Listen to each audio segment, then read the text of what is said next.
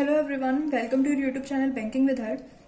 ये video mains level quant के लिए है कि मेंस के मॉक में या रियल एग्जामिनेशन में हम क्वांट को कैसे टैकल करें, कैसे उसमें एक रीजनेबल एक अच्छा स्कोर लेके आए। ठीक है, देखो मेंस में ना हम अर्थमेटिक को बिल्कुल भी स्किप नहीं कर सकते हैं। हर फॉर्म में अर्थमेटिक मिलेगा। वन लाइनर तो बहुत कम चांसेस है। वन लाइनर मतलब जैसे सिंप्लीफिकेशन वगैरह के क्वेश्चन और नंबर सीरीज भी अगर आती हैं तो डायरेक्ट नहीं आती, वो एक सीरीज आपको दे देंगे और फिर उसको बोलेंगे कि एक नीचे कोई सीरीज है वो सेम पैटर्न फॉलो कर रही है, या फिर ऊपर वाली सीरीज में एक रॉन्ग नंबर है और सेकंड सीरीज उस रॉन्ग नंबर से स्टार्ट होगी और सेम पैटर्न फॉलो करेगी, उसको सॉल्व करो। ऐसे मतलब घुमा फिरा के क्वेश्चन आते हैं, डायरेक्ट नहीं आते हैं।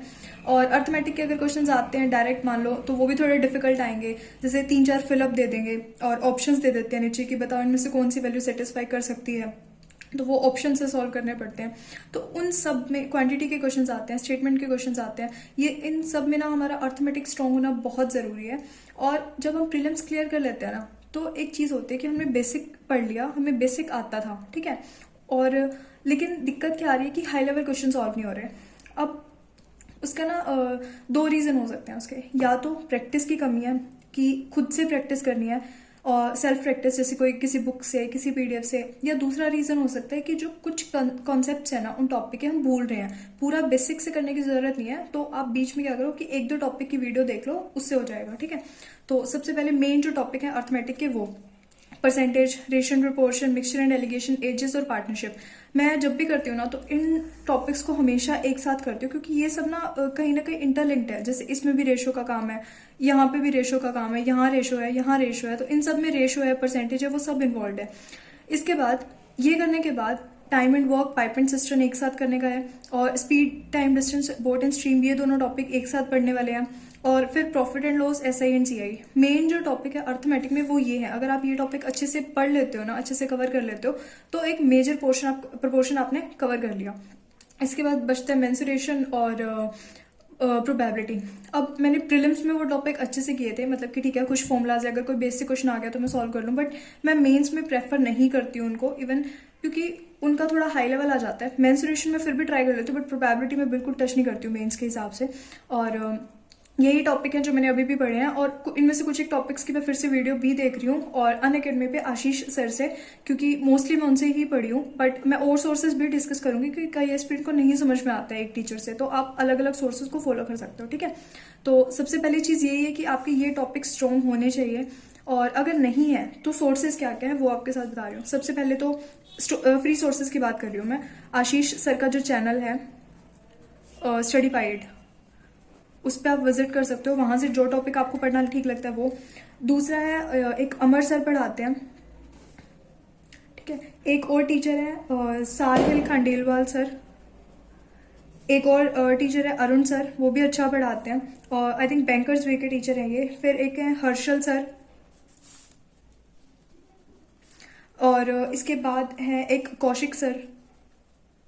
इनकी भी वीडियोस अच्छी हैं, ये पढ़ाते हैं उस पे डिज़ाइनर कुछ था, करियर डिफाइनर पे।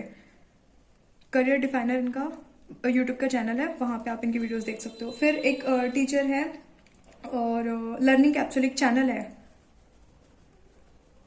लर्निंग कैप्सूल, ठीक है, यहाँ से आप देख सकते हो। तो जो फ्री सोर्सेज हैं वो ये हैं। मैंने इनमें कहीं ना कहीं किसी ना किसी टीचर की वीडियोस देखी हुई हैं, तो इनका कंटेंट अच्छा है, यहाँ से आप ट्राई कर सकते हो। और ज़रूरी नहीं है कि आपको हर टॉपिक एक ही टीचर से पढ़ना है। कई बार ऐसा होता है कि किसी टीचर ने एक टॉपिक अच्छा करवाया तो दूसरे टीचर ने दूसरा टॉपिक अच्छे से करवाया, ठीक है। और इनमें से आप देख लेना, जिनका आपको अच्छे से समझ आए उनसे पढ़ लेना। और अगर पेड सोर्सेज की बात करें तो मैंने अनअकैडमी का ही देखा था, इसके अलावा मैंने किसी का पेड सब्सक्रिप्शन नहीं लिया था, जैसे अड्डा वगैरह का मैंने कभी नहीं लिया है। और आशीष सर से ही मैं पढ़ी हूँ अनअकैडमी पे क्वांट के लिए, तो ठीक है। बाकी आप देख लेना, आपको जिनका समझ में आता है। दूसरी चीज़ कि इनसे ये तो हो गया वीडियो के लिए। अब अगर प्रैक्टिस की बात करें तो प्रैक्टिस कैसे करनी है, तो देखो आप गाइडली की जो आती है पीडीएफ बंडल है मेंस के लिए, वो मैं आपको रिकमेंड करूंगी, अच्छा सोर्स है वो। दूसरा आप क्या कर सकते हो, आप कोई बुक देख सकते हो। बुक देखो परचेज करना जरूरी नहीं होता, कई बार फ्री पीडीएफ भी बहुत मिल जाते हैं टेलीग्राम पे। जैसे कि एस की है जो एस पॉइंट, अच्छी बुक है, मैंने ये बुक पूरी पढ़ी हुई है ये, ठीक है। दूसरी जो जहाँ से मैंने प्रैक्टिस की थी कुछ एक लिमिटेड टॉपिक्स की थी मैंने, वो थी क्वांटम कैट से। क्वांटम कैट से मैंने पढ़ा था टाइम एंड वर्क, और पाइप एंड सिस्टर नहीं पढ़ा था, टाइम एंड वर्क पढ़ा था सिर्फ। इसके अलावा मैंने स्पीड टाइम डिस्टेंस वहाँ से पढ़ा हुआ है, और मैंने पढ़ा था और पार्टनरशिप और प्रॉफिट एंड लॉस। ये टॉपिक मैंने क्वांटम कैट में से कवर किए थे, और उनका कंटेंट अच्छा था। ऐसा नहीं है कि हर एक क्वेश्चन मैंने सॉल्व किया, जो क्वेश्चन लगता था कि सिमिलर है, कोई ज़्यादा फर्क है नहीं उनमें, तो वो मैंने स्किप भी किए हैं बीच में, ठीक है। तो अभी टाइम है, आप कुछ एक टॉपिक इन बुक्स से कवर कर सकते हो।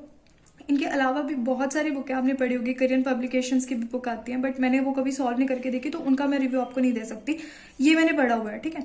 तो यही है मेन। तो उसके बाद बात आती है कि डीआई कहाँ से करें, अलग अलग टाइप की डीआई आती है, कैसे करें। तो देखो, ये जो सोर्सेज है ना, ये मैंने आपको मेंस के हिसाब से बताया है, इनमें कहीं ना कहीं आपकी डीआई की भी प्रैक्टिस होगी। दूसरी चीज आपको क्या करनी है, मॉक टेस्ट। मॉक टेस्ट बहुत इंपॉर्टेंट है, फुल लेंथ मॉक भी और सेक्शनल मॉक भी।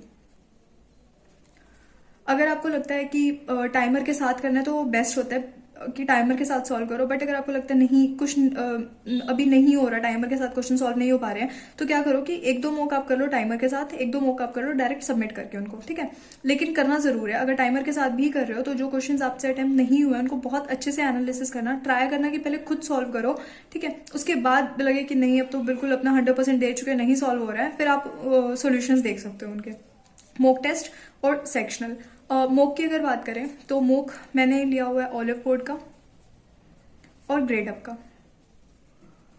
ऑलिव बोर्ड इसलिए कि थोड़ा एग्जाम से हाई लेवल क्वेश्चंस कर सकूं, और ग्रेड अप इसलिए ताकि एग्जाम लेवल के क्वेश्चंस कर सकूं, क्योंकि अभी मैंने जितने भी एग्जाम दिए ना, मुझे ग्रेड अप का लेवल बहुत अच्छा लगा। मतलब ऐसा था कि एग्जाम लेवल है ना, उससे कम है ना उससे ज्यादा है, ठीक है। आप ट्राई कर सकते हो एक बार, और कॉस्टली भी नहीं है। आई थिंक अराउंड 300 में हो जाता है शायद ग्रेड अप का। जब मैंने लिया था तब तो मैंने बिल्कुल ही आई थिंक 150 कुछ का लिया था, बट अभी शायद ये रेट चल रहा है इसका, एग्जैक्टली नहीं, आप एक बार देख लेना, ठीक है। तो मेंस लेवल क्वांट के लिए फिलहाल तो यही है। इसके अलावा अगर कुछ इंपॉर्टेंट चीज़ें मुझे लगती हैं तो वो मैं आपको आगे किसी वीडियो में बता दूंगी। और अगर आपकी कोई क्वेरी है, कोई डाउट है, तो आप वो कमेंट सेक्शन में लिख देना। And if you like the video, do like, share and subscribe. Thanks for watching.